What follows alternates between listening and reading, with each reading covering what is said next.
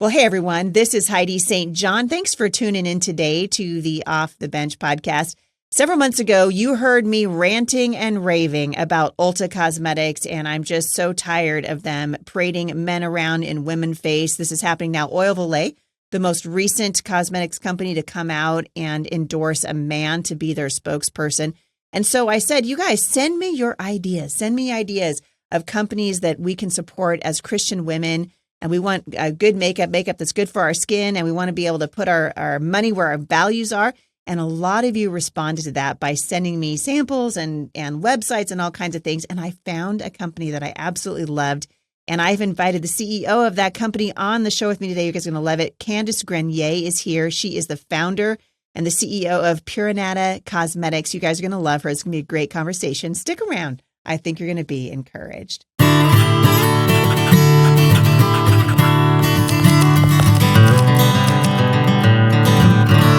So thanks for, you guys, thanks for following this show.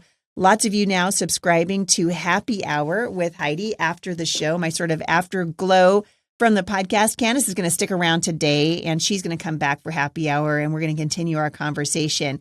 But I want you guys to be encouraged because there are lots of really good things happening in the culture. Yesterday, I talked about some of the harder things that are going on. I'm just trying to encourage you, put your money where your values is. This is a great opportunity for you to find out some of the other avenues. It seems to me like, the big box stores and Ulta Cosmetics and places like that sort of eat up the airspace, and we feel like we're just sort of suffocating, but it's not true. There's some really great things happening. Candace Grenier is joining me today. She's a homeschool mom. One of the things I love about her, of 5 children, she lives in Manitoba, Canada, and she is the founder and formulator of Puranata Cosmetics.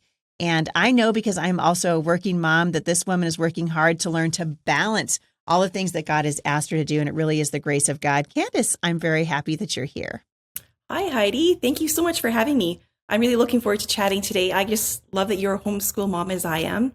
And we share some of the same values as we were just discussing. And I'm honored that you've tried some Puranata products and love them. So it's great to be here. Oh, well, I did. I mean, I'm pretty sure that's why I had Melissa reach out to you, because I had a lot of people sending me things, and which I appreciate very much. And I told you, I loved the packaging. It was beautiful. But then I thought, I wonder if this is actually going to be good stuff, because I read, you put a letter in there, and I read your letter, and I read that you were a homeschool mom, that you'd started this business in your kitchen. And I'm fascinated by this because I love the entrepreneurial spirit. But then I tried your cosmetics, and they're wonderful. They're really wonderful. You. So tell listeners about it, because I want people to be able to go to your website and start finding a different way to feel good about the cosmetics that they're getting. And before I jump into it, where can people find you online? What's your website right up front? Our website is puranata.ca, because we are from Canada. But they can also find, I'm sure the link will be in your show notes and all those different places. But yes, and when you're shopping on our site, another interesting tidbit is that it's all in Canadian dollars. So if you're from America, it's actually a really good deal for you. Going to feel like it goes farther. Yeah, it really will. It's like an automatic 30% discount. I love that. Well, and it's good for people to remember that right now, because if Joe Biden gets his way, it won't last for very much longer, right? So I know. We just noticed that in business too, whether it's your country or our country, but things are going up in price, and it's kind of hard for businesses nowadays with supply chain disruptions and everything, but we're still plugging through. So tell us a little bit about Puranata, because it takes chutzpah to start something. I mean, I myself am an entrepreneur also. It takes a lot of grit and a lot of grace. Tell us a little bit about it, what makes it unique. Yeah, sure. Well, Puranata is a full line of bath and beauty products, but we mainly specialize in color cosmetics. And the unique thing about us is that we make all our products here from start to finish at our little factory here in Manitoba, Canada. But what really makes us unique is that we are a wholesome beauty brand. So our ingredients, they're wholesome, they're from the earth, they're healthy. But also in terms of our brand image, in a culture, as you've mentioned, where the beauty industry is very risque, like Puranata stands out as being very wholesome and lovely. I love beautiful things, and my staff, we love beautiful things. So yeah, as you say, the presentation, our website, not just me, but our staff, there's so many talented people making it such a beautiful product. Interesting to know. And you say, it's beautiful. And it was one of the things that struck me when I got the package in the mail, and I showed it to my girls, because I have 5 daughters. And they're all they're all, either grown or mostly grown. And Yeah. of course, I never can keep my own makeup in my bathroom. It's always in somebody else's makeup. And I do declare, I had to track your stuff down more than once. I was like, listen, where's the tinted moisturizer? Who has it? Trying to find it. And the girls were they were loving it. But it's such a stark contrast to what you see when you go into these big box beauty stores like Ulta, and there are companies called Urban Decay. And, there are, beauty brands that are really not beautiful at all. No. And so I love to see you embrace the beauty. Yeah. And, I don't understand, Heidi, because people love beauty. They love that we're a down-to-earth brand. They love that we use our friends and family as models on the website. I find that so many brands are so unattainable. They're not realistic. Yep. They're not authentic. And I'm like, who even wants that anyway? I mean, there must be a market for it. There's a market for everybody. But it seems to me that we've really honed in on just people that want something lovely and wholesome, and they're just sick of that false, facade that a lot of makeup brands are exuding right now. Yeah. Yeah. It's kind of reaching a fever pitch, which is another reason why I was so happy to find you. How did you start? What was the sort of beginnings, and where have you gone since then? Because I'm watching just from the last 5 months or 6 months or whatever that I have had your products in my home. It seems like you're experiencing some pretty serious growth. Yes. Oh, yes. I know we can barely keep up. It's exciting. Like, I don't want to ever complain about growth rate, because it's exciting. I feel like that's where God has put us in this place. So let's bring it on, But Puranata, I feel, is one of those typical entrepreneur stories. I started making a product to solve a problem for myself personally. I realized I was very sensitive to chemicals in traditional makeup. I would just get so red and bumpy and itchy. Then it was this vicious cycle, because the next day I'd put makeup on to cover the inflammation that it caused me the day before. Yep. So, yeah, crazy. And that was about 20 years ago. And then I researched online, and it seemed like this thing called mineral makeup would be the best option for me, because it contained the fewest amount of ingredients. So instead of doing what normal people would do and just buying a pot of foundation, I bought the DIY kit, make your own mineral makeup. Yeah. And so I did. And to my amazement, actually, my skin improved so much. Like, I experimented with different minerals and found that, okay, some made me a bit itchy, and others, like zinc oxide, were so soothing. Felt good to put makeup on. So that was solving my problem. And then crafting makeup became a bit of I was going to say hobby, but it's actually more of an obsession. I fell in love with the process. Yeah. Of creating new colors and trying new formulas, and, bringing in friends. And I did hair at the time, so I'd pull in clients and, hey, you want to try this and that, and whatever. And so then, of course, I had extra product. So to satisfy my husband, I'm spending all this money on this craft I took the excess product to local craft sales.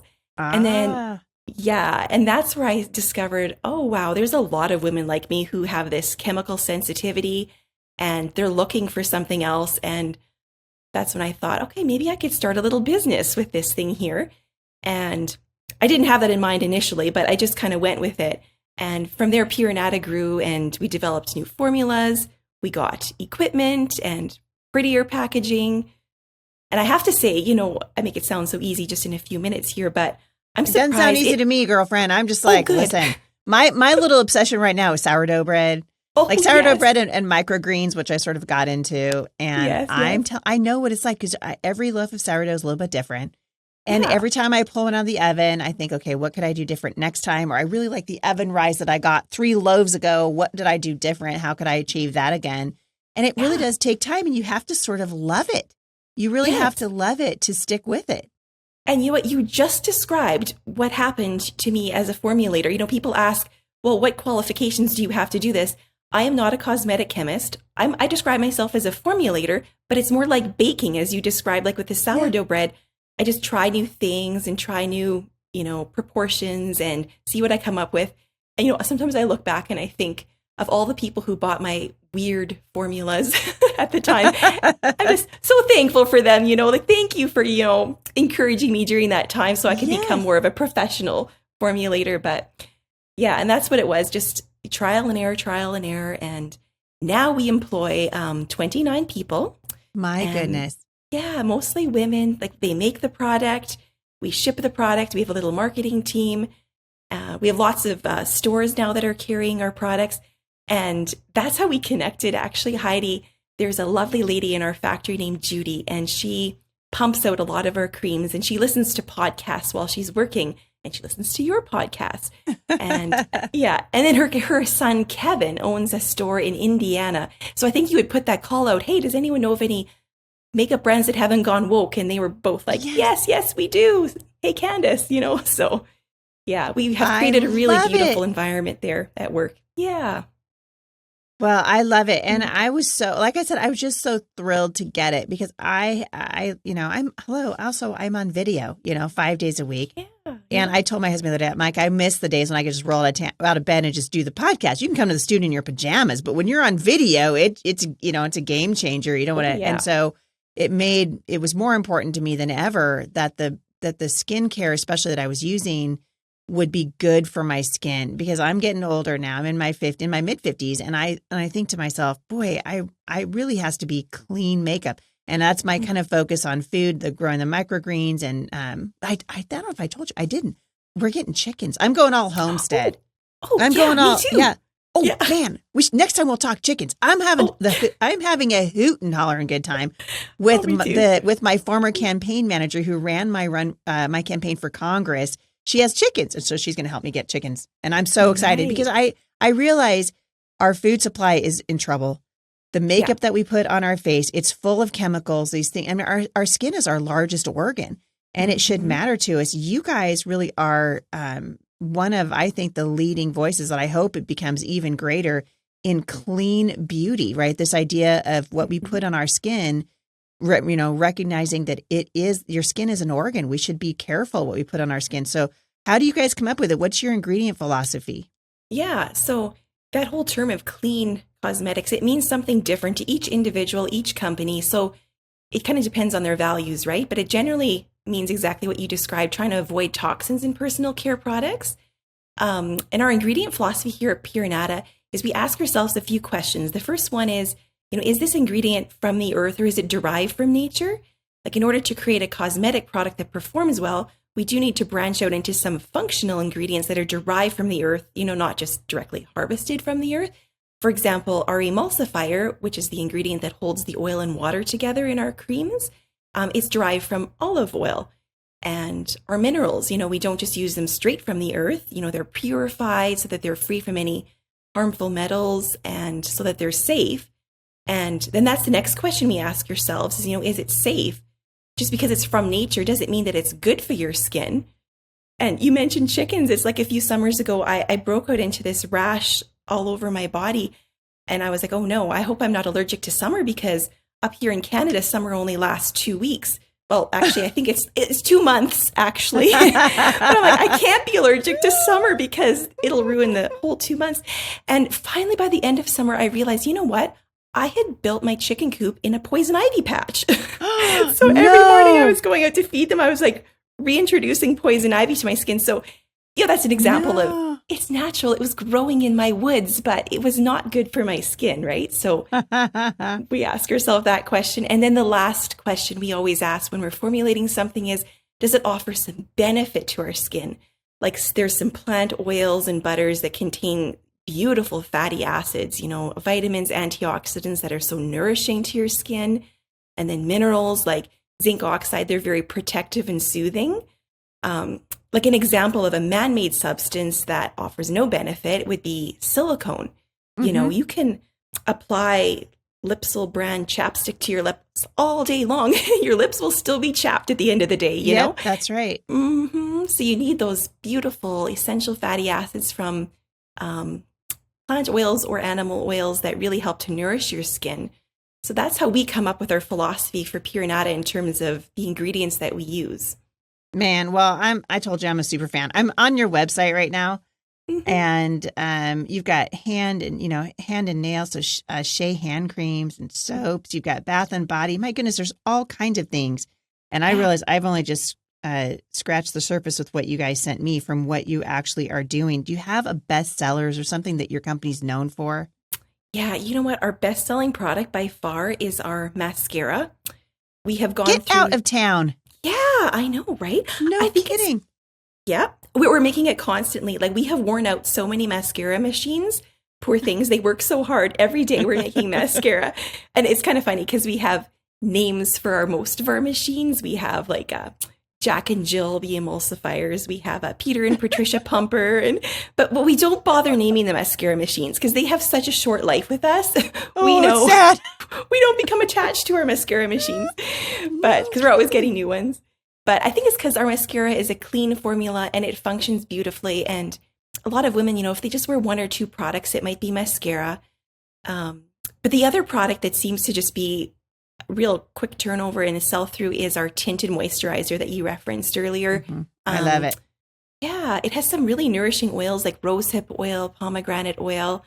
And I think a lot of ladies, it's fun to do the full face of makeup that you probably do when you do the show, but a lot of times it's just nice to put a little something simple on and fresh, clean face and not have to do the full makeup look. So that's where tinted moisturizer is nice. Yeah, I really love it. I mean, that's like that's the one I can't keep in my bathroom because my girls are always borrowing it. Nice. I'm curious. So, the thing that got me interested in what you're doing is the culture of beauty brands that are all around us right now. I mean, I literally am just sickened by a lot of what I see. I saw CoverGirl the other day when I was in just a regular grocery store, and they were showing their lipsticks, and then there was a man in lipstick, and this just push toward feminizing men and erasing women, which is just breaking my heart. Our young girls are growing up in this culture, and you guys are really moving beyond that, not getting stuck in the sort of woke ideology. But what would you say if someone were to ask you to separate yourself from a beauty brand culture that has become really very toxic to women? What would you say makes you different from the other beauty brands? Yeah, well, when I started Puranata, that would have been about 18 years ago, what differentiated us then was our clean ingredient philosophy. Like that was it. We were, rare on the marketplace to offer such a clean, wholesome product. And I wanted that to be the focus. Like that was just going to be the mission. It's about the ingredients, But as you said, I soon realized that beauty brands create a different culture. It's why, when you talk with influencers like on YouTube and such, they'll refer to brands as having a cult following because they've created culture, a following, right? And people buy, the product for what it is. Sure, like they may actually love that mascara, love that powder, but they actually are buying it for the feeling that's evoked when they use the product. Like what culture has this brand created through their values, their imagery, their packaging? For example, someone who's very earthy and environmentally conscious, they're drawn to a brand that has bamboo packaging and gives to the rainforest, But as I described, Puranata's brand image, we're very down to earth. We just like to keep our focus honed in. Like we're not necessarily battling the culture out there. We're just being true to who we are, who we believe God wants us to be. And that is, as I described, kind of that down to earth, authentic. We love beautiful things. We use vintage botanical drawings on our labels and packaging. Yes, beautiful. Yeah. Yeah. It's just beautiful. Also, I noticed the names of your products are really beautiful as well. I loved for many, many years, I used an eyeshadow palette by a company called Too Faced. And we had, and people would stop me sometimes when I'm speaking, say, what's your eyeshadow? What are you using? And it got to where some of the names of these shadows were so embarrassing to me that I couldn't even say them out loud. I was like, what color are you using? I'm actually not going to tell you the name of the color because it's really embarrassing. It's, and I just think that, and they're doing that on purpose. I mean, they're absolutely creating this culture, kind of buying into this desensitization that we're seeing in the world all around us. And I'm curious, I mean, you guys have not making a statement, but I'm curious, have you gotten any pushback for not participating in woke ideology and woke culture? I feel like maybe we're in a protected bubble for now because we're really attracting people who are attracted to us. But, I'll just tell you a little story too about something that happened a while ago that really kind of impacted us in a big way. I had met a talented makeup artist and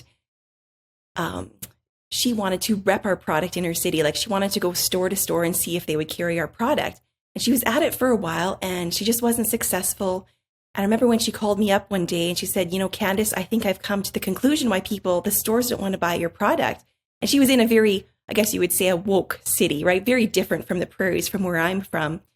And she said, it's because of your faith, because you're a Christian. And I was like, oh, wow. Like I had no idea it had anything to do with that. Like, isn't it about my cosmetics, the product itself? And she explained to me how people want to buy into you and that they didn't have much in common with me. So it wasn't like we were getting a huge pushback, but we were just getting a, cut you off kind of thing. Right. Yeah. But what was an interesting way that I feel like God blessed us through that is she said, I want to start my own beauty brand. I want it to be your product in my packaging. I'll sell it to my people. And so that's where we started what's called private label manufacturing. So we made this product for her, and she was kind of equally successful alongside us, but targeting an entirely different demographic. So it's kind of like it weeds itself out, in terms of people find their people, right? And we haven't had a lot of pushback with the gender issue at this point yet. But I remember at the time, it was a few years ago when we had the first BLM, the Black Lives Matter protest in our province. And this was like a rude awakening for me. I've had to grow a tough skin as a business owner. Oh, yes. Something I never thought I'd have to do. Yeah, you do. Yeah.